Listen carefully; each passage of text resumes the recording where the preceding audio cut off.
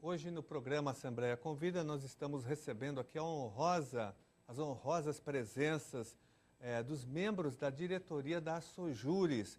Aqui eu quero registrar a presença, primeiramente, do Carlos Alberto, o alemão, conhecido como Alemão, que é o presidente da Sojures. Muito obrigado pela presença de vocês. A Sojures tem representado um instrumento de luta importante na defesa dos direitos e da dignidade dos servidores do Judiciário. Então é uma honra enorme, uma alegria receber vocês aqui no estúdio da TV Assembleia para que nós possamos conversar sobre a origem, a constituição da Sojures e as lutas que a Sojures vem travando em todo o estado de São Paulo para garantir algumas conquistas para os seus servidores. Então, Alemão, como que surgiu a Sojures? Vocês estão fazendo 20 anos, não é? Nesse ano de 2013. Isso, exato. Agora, dia 13 de fevereiro, completamos 20 anos de existência, né? E gostaríamos de aproveitar nesse momento e agradecer mais uma vez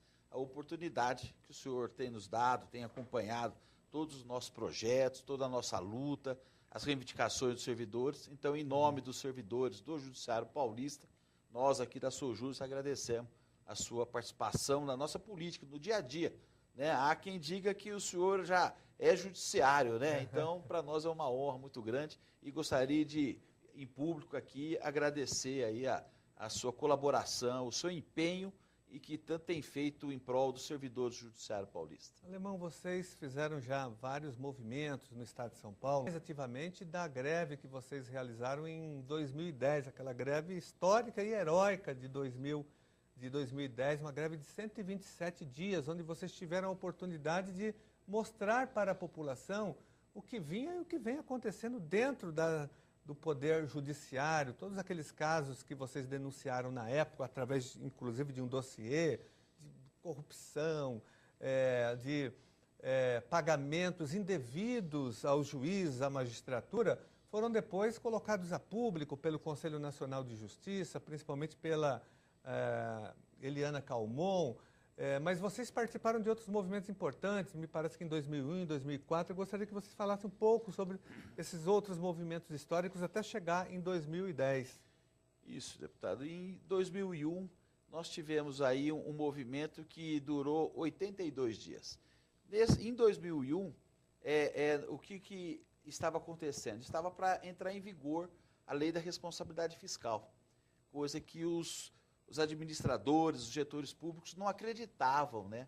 Essa é a verdade, não acreditavam que essa lei ia vingar, né? Que ela é muito benéfica, na medida que ela impôs aí uma responsabilidade sobre os gestores.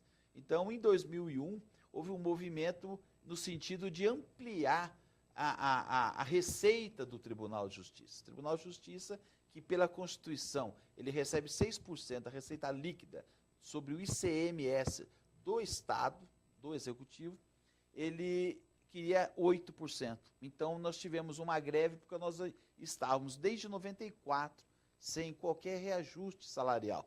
Os auxílios todos defasados. E depois nós tiramos em 2001 uma pauta longa, uma pauta reivindicatória, e ela, ao longo dos anos, nós viemos questionando. Quando chegou em 2004, essa pauta tirada em 2001, ela havia sido cumprida por parte dos gestores do tribunal. Então, deflagrou-se em 2004 uma outra greve, daí já de 91 dias. Nesta greve, discutiu-se, além da precariedade dos serviços públicos, que a de 2001, ela escancarou a questão, só para o senhor ter noção, os servidores levavam das suas casas, desde papel, máquina de escrever, naquela época estava iniciando os computadores, aqueles XTs, né, aqueles mais antigos. Então, muitos desses equipamentos eram dos servidores. Então, os servidores, para poder prestar uma melhor qualidade de serviço à população e até um bem-estar próprio dele, ele levava um equipamento um pouco melhor do que o Estado, naquela época, disponibilizava. Quer dizer, quando chegou em 2004, isso foi em 2001, quando chegou em 2004, pouco havia mudado. Então, novamente, os servidores deflagraram essa greve que durou 9 dias a mais. Só que quando chegou em 2010, os servidores também viram que as reivindicações estavam muito aquém de ser atendidas. Quer dizer, e se não bastasse isso, embora em 2001 e 2004 nós conseguimos com que o tribunal encaminhasse o projeto de lei constituindo a nossa database, isso em 2004, ele o fez só em 2005. Só que quando chegou em 2009, a administração, a gestão de 2009 não cumpriu a própria lei da database. Quando chegou em 2010, quem entrou foi o Viana Santos, a administração Viana Santos. Quando ele entrou, viu que o anterior, Valim Belloc, não cumpriu a database, o que Viana fez? Também anunciou que não iria cumprir. Quando ele anunciou que ele não iria cumprir, pelo segundo ano consecutivo, um direito conquistado pelo servidor, causou a deflagração de um novo movimento grevista, que foram de 127 dias, que causou um transtorno sem precedente à população, por culpa justamente dos gestores do Tribunal de Justiça. Alemão, agora como que vocês enxergam essa questão? Você colocou que o judiciário não respeitou a database dos seus servidores. Como que é o judiciário, que deveria dar o exemplo de respeito à legislação, afrontava a própria legislação? Como que é para vocês, servidores do judiciário, encarar isso de frente, né? O judiciário desrespeitando a legislação, não só essa, mas talvez outras também, né? Isso realmente foi o que causou uma grande insatisfação e o principal, uma necessidade, né, de reajuste salarial. E quando o servidor viu que o que ele lutou por alguns anos atrás, ele estava perdendo, né? Então realmente não foi fácil. Agora, e o pior era saber, porque se eventualmente o tribunal não estivesse cumprindo a database, ou seja, repassando a perda inflacionária, que nunca foi aumento, nós estamos há mais de 20 anos sem aumento salarial. O que nós estamos tendo, depois que instituiu a database, são a reposição, a recomposição da perda inflacionária. Tá? Só que o pior era saber que o Estado havia mandado dinheiro, porque o Estado ele aumenta. Embora talvez ele faça uns cortes absurdos, mas ele pelo menos ele manda de 10% a 20% a mais em cada orçamento. Tem uma projeção, tem um cálculo de gasto, ele sempre acresce, embora existe um corte muito grande. Um corte absurdo da receita do Tribunal de Justiça, o que não deveria ocorrer, para o próprio bem da população. Mas não era fácil de aguentar, saber que o dinheiro ia e eles desviavam o dinheiro do servidor para pagar aqueles créditos trabalhistas aos magistrados. Então, eles preteriam, vamos dizer, 52 mil servidores para fazer uma política para 2.000 e poucos servidores, que são os magistrados. Então, durante muitos anos, eles foram pagando reajuste para eles, vantagens trabalhistas, porque nós não questionávamos que eles não tinham direito. O que nós questionávamos era a falta de equidade na distribuição, que o dinheiro só ia para uma categoria, os magistrados, em detrimento dos servidores. E, não obstante, nós sabíamos que o Estado havia mandado, embora talvez não o suficiente, mas uma grande parcela suficiente para recompor as nossas perdas e até mesmo os nossos atrasados, que ficamos 14 anos sem receber um tostão sequer de férias e licença-prêmio ou horas credoras. Agora, lembro, todas essas greves, de todos esses movimentos, fizeram assembleias, colocaram a boca no trombone. Eu sei que muitas pessoas criticavam vocês, dizendo que vocês eram radicais, que não havia necessidade, e hoje vocês estão colhendo os frutos. Me parece que hoje vocês conseguiram avançar bastante, e vocês conseguiram pressionar o Judiciário, o TJ, a atender pelo menos uma parte das reivindicações. Por exemplo, talvez por vocês terem se mobilizado tanto, é que vocês representam hoje a única categoria do funcionalismo estadual, hoje, né, diria no mês de março de 2013, que estão tendo respeito à database salarial. O TJ vai pagar os 6,5%, que não é o suficiente ainda mais. As outras categorias profissionais nem isso, porque, embora elas se mobilizem também, mas a força do movimento de vocês ganhou uma dimensão tão grande que o TJ é obrigado a recuar e atender às reivindicações. O vale-refeição também dos servidores do judiciário, parece que está em R$ 29 reais, teve um reajuste, enquanto que o dos servidores do Estado, os professores, servidores da segurança pública, é de apenas R$ 8,00, conhecido inclusive como o Vale Coxinha. Certo. Até ontem eram R$ 4,00 o valor do Vale Refeição dos professores, dos servidores da segurança pública. Mas tudo isso, com certeza, é fruto da luta histórica que vocês estão travando, de mobilização, de pressão, de audiências, reuniões, de idas a Brasília, a Assembleia Legislativa, as greves realizadas, nada disso caiu do céu para vocês. É o que nós dizemos, o remédio é não aceitar a doença. Então, nós resolvemos não aceitar o sucateamento do servidor do judiciário, porque é uma tendência mundial. Primeiro sucateia um serviço, a hora que ele já não tem mais condição de produzir ou de satisfazer minimamente a sociedade, aí a sociedade volta-se contra essa prestação de serviço.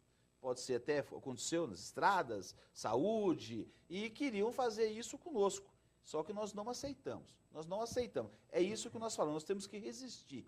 Se as outras categorias tivessem resistido, a exemplo do que o Judiciário de São Paulo fez, eu tenho certeza que eles estariam com um vale alimentação idêntico ao nosso. O que precisa é manter, como o senhor mesmo disse, a mobilização constante. A organização dos trabalhadores tem que ser diária.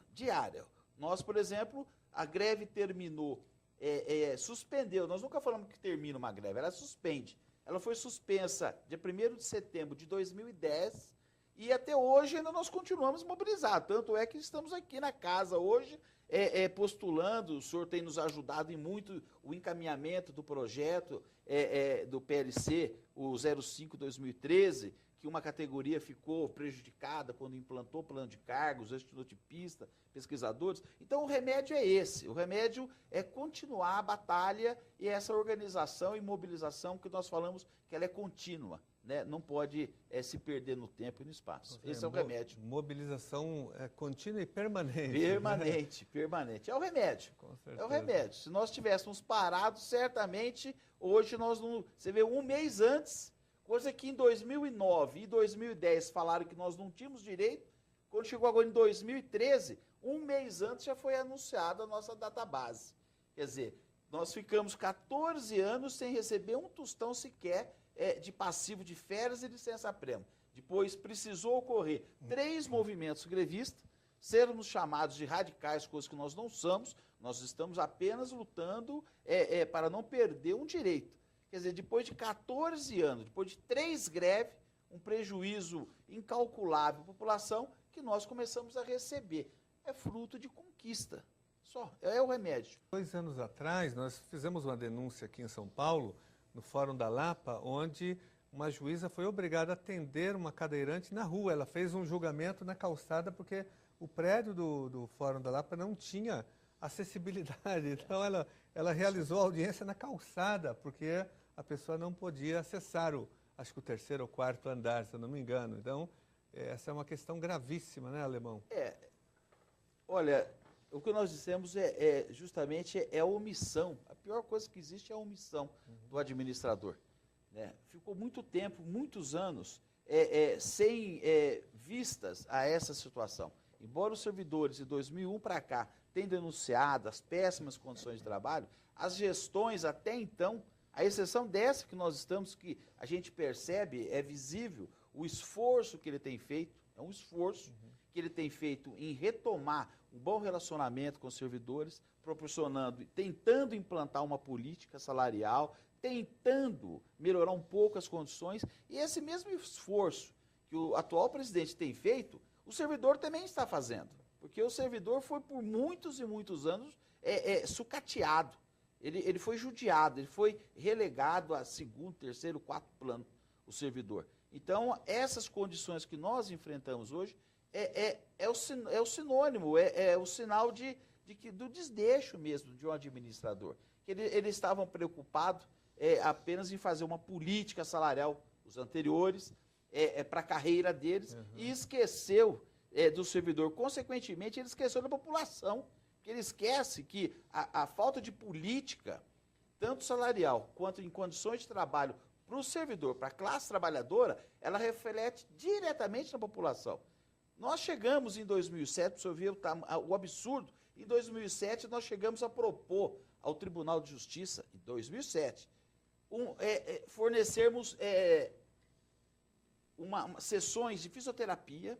Nós desenvolvemos um projeto onde nós estaríamos, num primeiro momento, com profissionais, vendo pressão arterial, postura de servidor, depois estaria vendo o mobiliário, e assim por diante. Depois faríamos uma ginástica laboral antes de entrar em serviço. O tribunal não aceitou. Não aceitou em 2007, porque disse que estaria se preparando para implantar uma política, coisa que até hoje não ocorreu. Simplesmente ele rodou uma cartilhinha que ninguém conseguia entender, quer dizer, sem acompanhamento de nenhum profissional, e até hoje nós estamos sem o mobiliário, nós estamos sem condições de trabalho, e estamos sem ainda essas condições dignas de trabalho, de um trabalhador. Consequentemente, a população sofre com isso. Na medida que chega lá, não tem sequer onde pôr os processos. Hoje está tendo esforço? Está tendo. Só que ficou tanto tempo ruim, deixou-se tanto tempo o governo fazer cortes no orçamento e não lutou para rever esses cortes, porque o dinheiro que o tribunal recebia, os então administradores achavam que talvez aquilo fosse suficiente para eles fazerem uma política de uma minoria. Quer dizer, então aquilo estava satisfeito. E esqueceram de fazer a gestão, de administrar para prestar uma melhor condição, uma melhor prestação jurisdicional para a população. Então refletiu direto na população.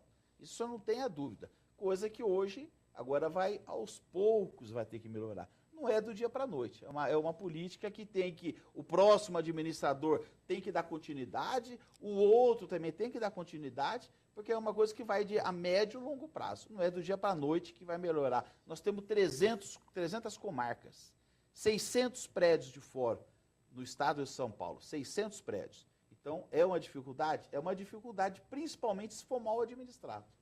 Nós estávamos discutindo aqui a questão do déficit, do número de funcionários do TJ, do Tribunal de Justiça, os funcionários que faltam, né? Nós falamos aqui de um número aí, uma estimativa de 10 mil a 15 mil servidores que deveriam ser contratados através de concurso público. Qual o impacto da falta desses funcionários hoje no dia a dia das comarcas e dos fóruns, Alemão? Ela reflete não só em péssimas condições de trabalho para o servidor, porque ele tem uma sobrecarga de trabalho, mas ela reflete diretamente na sociedade, porque na medida que não consegue escoar. É como uma produção, não dá para escoar se não tiver o transporte suficiente. E o trabalho é a mesma coisa. Nós estamos aí fizemos um levantamento recente, agora esse ano ainda, que em 2002 nós tínhamos quase 42 mil servidores, em 2002, para um universo de processos na casa de 8 milhões de processos no estado de São Paulo.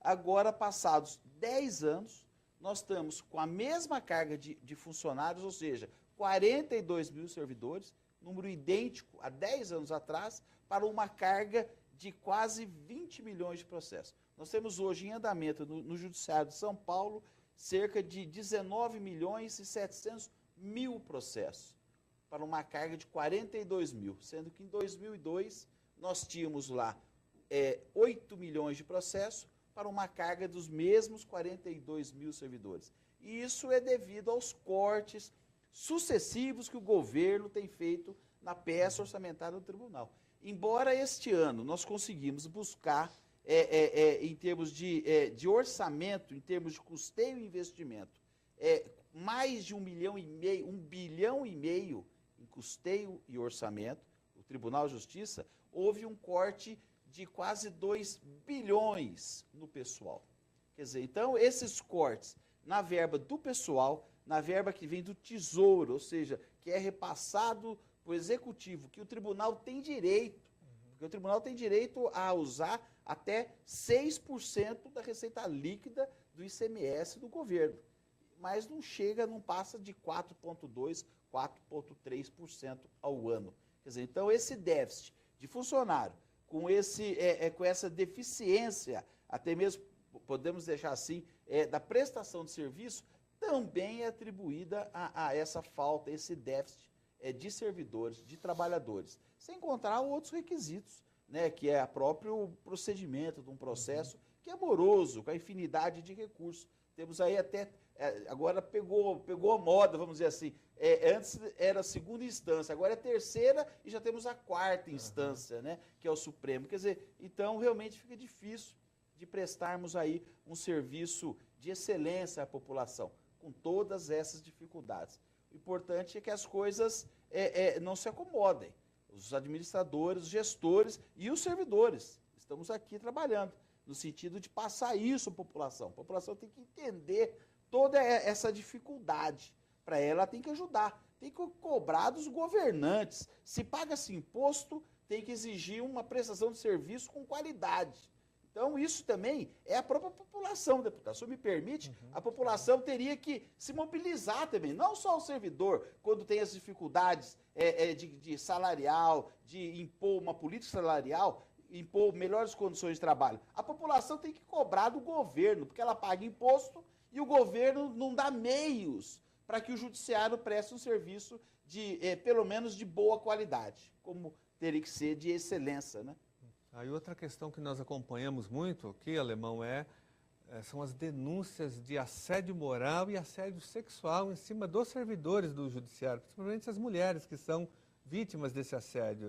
Existem várias denúncias, essas denúncias apareceram na greve, continua sendo uma constante esse tipo de comportamento dentro do TJ? Infelizmente continua, embora essa administração tenha se posicionado contrária, e feito questão, está julgando auditorias, está aberta para reclamações, mas ainda nós temos o registro de muito assédio. Tanto temos que nós estamos agora, por conta das entidades, de grupo de servidores, nós estamos soltando agora cerca de 50 mil cartilhas que diz respeito ao assédio moral, para poder estar orientando o servidor dos direitos que eles têm e tem que denunciar. Nós sempre pedimos, a nossa entidade, nós temos um departamento jurídico, vamos dizer assim, até itinerante, nós denominamos, que toda comarca, toda cidade que nos liga, nós encaminhamos, nós tentamos conter um pouco essa situação. Encaminhamos o jurídico lá, ele faz reuniões com os servidores, procura o superior hierárquico e procura demonstrar o grau de insatisfação, o prejuízo emocional que isso está acarretando. E temos também aberto para quem quiser entrar com ação de assédio moral, ou, se for o caso, assédio sexual. É difícil, porque para o trabalhador denunciar um superior é muito difícil. Normalmente nós temos o estatuto de 68, deputado. Aliás, foi até bom nós tocarmos nesse assunto. Eu vou deixar aqui mais uma tarefa para o senhor. Nós estamos, eu sei que agora um amigo nosso falava assim, que só dá uma tarefa para quem possa desenvolvê-la, né? Então, por mais tarefa que o senhor tem, eu vou deixar mais uma. Nós temos que rever o Estatuto do Servidor, ele é de 68. Ele foi criado numa época... Na época da ditadura militar. Então, hoje, só para a população ter noção, qualquer coisa... Se um trabalhador, se ele responder, se ele for áspero, mas isso, numa ação, é ação ao superior... ele já é processado, até talvez sob pena de demissão, sabe? Então, as penas são muito restritas, elas não se abrem, não se busca o leque sabe, do conceito, né, de urbanidade, né? Sabe? Quando falo urbanidade, mas Deus o que é urbanidade? É muito subjetivo isso. Isso, ainda mais no momento que foi criada essa lei, o estatuto. Então, deputado, fica aqui mais um pedido nosso. Foi até bom o senhor abordar isso, para o senhor tentar conversar com seus pares aí, desenvolver um trabalho, um projeto de lei complementar. Não, nós temos, viu, pelo Alemão? menos nessa lei onde diz as penalidades, são muito. Nós acreditamos, deputado, que o servidor... ele não pode ser julgado pelo seu superior, é o que acontece hoje. Então, na pena máxima, que é uma pena de demissão, talvez até por ele estar em forte depressão, um estado emocional abalado, ele pode ser demitido. Quer dizer, então eu acho que esse tipo de pena deveria ir para o judiciário e não ser julgado pelo próprio superior, que ele vai estar em desigualdade. Talvez até o próprio superior esteja causando aquele mal nele. Uhum. Não, nós já conseguimos aqui um avanço nesse sentido, Alemão, em relação a essa lei que estabelece o Estatuto do Funcionalismo Público, que, como você muito bem disse, é da época da ditadura militar, na época do regime da tortura, dos exílios, das perseguições. Matar, né? Exatamente. É de uma ditadura sanguinária que foi criada aqui, foi implantada no nosso país. E aí foi aprovado o Estatuto. Agora, nós conseguimos, há 3 anos atrás, aprovar uma lei aqui. Inclusive, eu apresentei um projeto de lei logo no início do meu primeiro mandato aqui em 2007, que acabava com a lei da mordaça, porque até então o servidor público não poderia fazer críticas, não podia fazer críticas às autoridades constituídas e muito menos aos atos da administração. Agora pode. Porém, falta muita coisa, tem que fazer uma grande reforma desse estatuto, que ele é um entulho do regime militar. Agora, eu quero ainda informar vocês, e sobretudo os servidores do Judiciário, que nós aprovamos aqui também na Assembleia Legislativa a lei do assédio moral, que proíbe o assédio moral em todo funcionalismo público e estadual. É importante que vocês utilizem essa lei também para punir pessoas que perseguem servidores, funcionários no Judiciário e também fora do Judiciário. Mas a sua orientação aqui, a sua ideia é muito importante, a sua sugestão de reforma do Estatuto do Funcionalismo Público, que é de 1968, aliás, coincide com o AI-5, o Ato Institucional número 5. Nós vamos aí intensificar esse movimento aqui dentro da Assembleia Legislativa e agora com o apoio da Sojures. Então, esse movimento vai se fortalecer ainda mais. Tem muitos outros temas que eu queria discutir com vocês. Um deles é uma questão hoje muito importante, que está na ordem do dia, a pauta hoje do debate sobre as reivindicações que vocês estão fazendo do Judiciário, que é a questão do plano de saúde. Como que está essa questão, Alemão? Nós estamos com um auxílio saúde muito defasado, na casa de R$ 66. Então, é ínfimo. Então, nós estamos pedindo uma majoração do auxílio. Essa nova administração, ela está estudando sobre a possibilidade de conceder, ela vai adquirir ou em seguradora de planos médicos ou em operadoras, um plano para ser repassado aos servidores. No primeiro momento, foi feita uma pesquisa em fevereiro e março de 2012, se os servidores tinham interesse. Sim, todos têm interesse em benefício, né, em aumentar, ampliar os benefícios. Só que não foi repassado da forma como ele viria. Ou seja, de pronto, já estaria sendo excluído 12 mil servidores, que são justamente os aposentados. Aqueles servidores que justo aqueles que mais precisam de um plano médico para cuidar da saúde já debilitada, diante do avançado de idade, estão sendo preteridos. Então, nós estamos reivindicando ao desembargador Ivan Sartori, no sentido de que fizemos 3 pesquisas e o servidor, após tomar conhecimento de que seriam excluídos praticamente quase 1/3 do conjunto de servidores, 1/4 do conjunto de trabalhadores, e também tomamos conhecimento que vai haver a contrapartida do servidor. Ou seja, ele estaria repassando, no primeiro momento, contratando um plano, o tribunal iria entrar com R$ 134, o que nos foi dito no primeiro momento. E o servidor perderia já os 66. Então, isso também o servidor não tem interesse. Porque o servidor, o que nós estamos defendendo, deputado, é que o servidor, principalmente se nós falarmos daquele servidor que está numa cidadezinha pequena, ali ele teria em tese, direito ao SUS.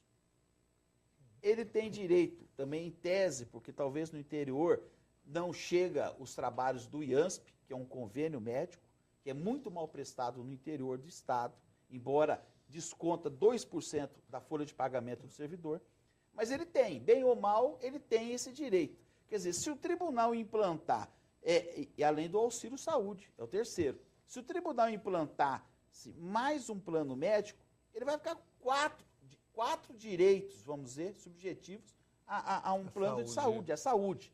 O servidor prefere, mediante todo esse quadro, o servidor prefere o reajuste, a majoração do auxílio saúde.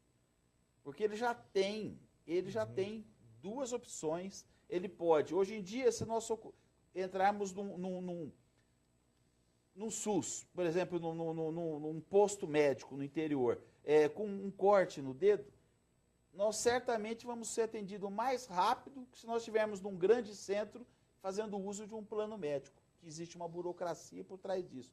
Quer dizer, então, bem ou mal, tá, que deveria ser muito melhor, mas há ainda uma prestação da saúde, um atendimento à saúde, embora de forma precária, ele há. Então, o que o servidor pleiteia neste momento?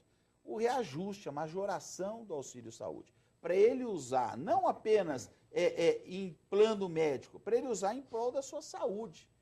Hoje em dia, a alimentação, ela precede, ela tem mais importância, uma boa alimentação, o bem-estar físico e mental, do que talvez um plano médico regular, ou péssimo, ou bom, não interessa. Mas o servidor prefere o reajuste no auxílio saúde. Passamos essa proposta para o presidente, ele deverá, nos próximos dias, estar chamando as entidades para rediscutir. Se eventualmente ele estender o plano de saúde, ele estender aos aposentados, nós temos que estudar para ver que tipo de plano, porque já também nos foi dito que é um plano base. O servidor que quiser um atendimento melhor vai ter que pagar por fora. Não atinge os seus dependentes, quer dizer, então é temerário. Temerário porque no primeiro momento o tribunal poderá estar contratando um plano que talvez até o tribunal acha que é suficiente, mas no segundo ano esse plano dispara. Aí é a nossa pergunta: o próximo presidente, a próxima administração vai manter esse plano? Vai reajustar? Quer dizer, e o servidor vai ter condições de pagar a diferença, o complemento? Você vê, então nós estamos partindo de um direito que nós temos, que é o direito ao auxílio saúde, que todos os segmentos têm, todos os segmentos, poderia estar majorando esse auxílio saúde. Se tem dinheiro para contratar um plano médico, obviamente tem dinheiro para melhorar o auxílio saúde, e cada servidor estaria utilizando da melhor forma possível a sua bem-estar, a sua saúde. Estamos aguardando essa resposta do tribunal. Agora acreditamos que vai ter vai chegar a uma solução que melhor contemple o servidor. O servidor, neste momento, prefere a majoração do auxílio saúde. E vocês também estão preocupados com os aposentados, né? Esse é um benefício também. Se excluir esse grupo, eles vão ficar, olha que interessante, aqueles que já possuem um plano médico, que já são usuários de um plano médico, se retirar, obviamente, esses 42 mil servidores, o que deles tenha 50%, 20 mil, já possuem plano médico, se retirar dos planos médicos atualmente existentes e deixarmos os 12 mil idosos, quer dizer, hoje o que paga na média de R$400 por mês, sabe lá para quanto que não vai esse plano médico, se deixarmos só os idosos num plano médico. Então é temerário, vai causar realmente um transtorno muito grande se nós não agirmos com prudência nesse momento. Deixa uma última pergunta, que o nosso tempo aqui já está terminando, em relação à criação do Conselho Nacional de Justiça. Como que vocês viram a criação desse conselho e essa luta toda por um controle externo, um controle social do poder judiciário? Para vocês foi importante a criação do Conselho Nacional de Justiça? Ajudou na luta contra o autoritarismo que existe hoje no Poder Judiciário? A respeito do Conselho, porque ele era composto, e ainda é composto, de vários segmentos. Tanto da magistratura, embora um conselho para fiscalizar atos administrativos da magistratura, né? Mantinha lá no seu corpo magistrados, né? Ministério Público, advogados, cidadãos, né? Mas, graças a Deus, eu paguei a língua. Paguei a língua porque é um conselho, hoje, atualmente, viemos de uma gestão passada, que tivemos uma corregedora nacional de justiça, ministra Helena Calmon, excelente, excelente. e hoje estamos aí diante de um novo ministro, o Falcão, que tem demonstrado que está dando continuidade ao trabalho da ministra Helena Calmon, e temos aí na presidência o ministro Joaquim Barbosa, que está demonstrando ter uma, sabe, então está substituindo, está no lugar aí do Aires Brito também, enfim, nós nas duas últimas gestões do Conselho Nacional de Justiça, nós estamos tendo aí um avanço muito grande. Eles têm desenvolvido um trabalho excepcional e temos certeza que não há mais retorno, deputado. Eu acho que nós chegamos vamos dizer, no funil. Aquelas dúvidas que nós tínhamos no passado, se ele ia funcionar, hoje nós podemos dizer que sim, que ele funciona e vai continuar funcionando. Não tem mais como retroceder. Com certeza. Eu quero nós estamos praticamente com o nosso tempo se esgotando, eu quero aqui aproveitar os últimos minutos e agradecer, mas sobretudo parabenizar a luta que vocês da Sojures estão tendo aqui no Estado de São Paulo em defesa, como eu disse, dos direitos e da dignidade dos servidores. Então, toda essa mobilização que vocês ajudaram a construir desde 2001 até hoje, não só através das greves que foram importantes, as 3 greves históricas que vocês realizaram, mas também das reuniões, das audiências públicas, enfim, das idas a Brasília, nas vindas aqui na Assembleia Legislativa, toda essa mobilização que vocês vêm organizando tem tido frutos, né? Tanto é que vocês estão conquistando aí algumas demandas importantes para a categoria. Então, quero parabenizá-los e dizer que é uma honra recebê-los aqui. Na verdade, convencer aqui, pressionar a Assembleia Legislativa a votar em caráter de extrema urgência o PLC número 05 de 2013, que garante um reajuste na gratificação dos estenotipistas e dos pesquisadores, porque o TJ, quando mandou o projeto da reestruturação dos cargos e da carreiras, cargos e carreiras, do plano de cargos e carreiras, houve um erro brutal do TJ que foi confirmado aqui pela Assembleia Legislativa. Então, nós temos que aprovar imediatamente esse projeto. Enfim, eu vejo a Sojures o tempo todo